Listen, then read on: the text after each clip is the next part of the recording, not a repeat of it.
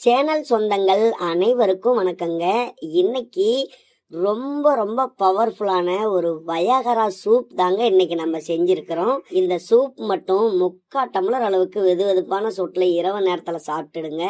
உங்களுக்கு ஆண்மை சக்தி என்பது பல மடங்கு பெருகுங்க. நம்மளுடைய நரம்பு மண்டலங்களை எல்லாம் நல்லா பலப்படுத்தும். ஒரு அற்புதமான ஒரு சூப் தாங்க இது.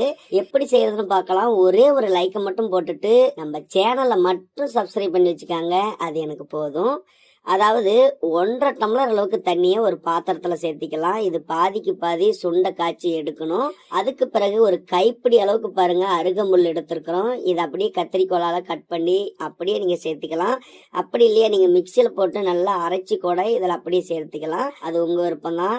இந்த மாதிரி இந்த தண்ணியில போட்டு நல்லா இதை கொதிக்க வைங்க. பாதிக்கு பாதி வரட்டும்.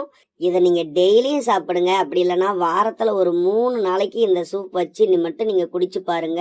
உங்களுடைய ஒட்டுமொத்த உடலுக்குமே அதிகமான வலிமையை சேர்க்கக்கூடியது.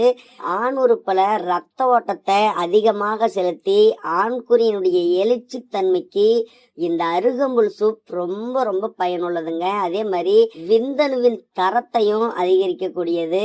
கண்டிப்பா இது ஆண்கள் சாப்பிட்றதுனால ஆண்மை துடிப்பு என்பது 100 மடங்கு அதிகரிக்குங்க.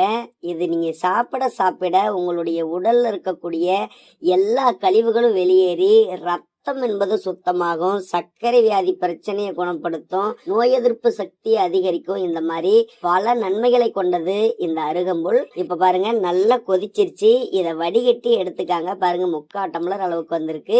வெது வெதுப்பான சூட்டுல அப்படியே நீங்க குடிச்சிடுங்க. குடிச்சிட்டு அரை மணி நேரம் 1 மணி நேரம் கழிச்சு நீங்க தாம்பத்தியத்துக்கு போங்க.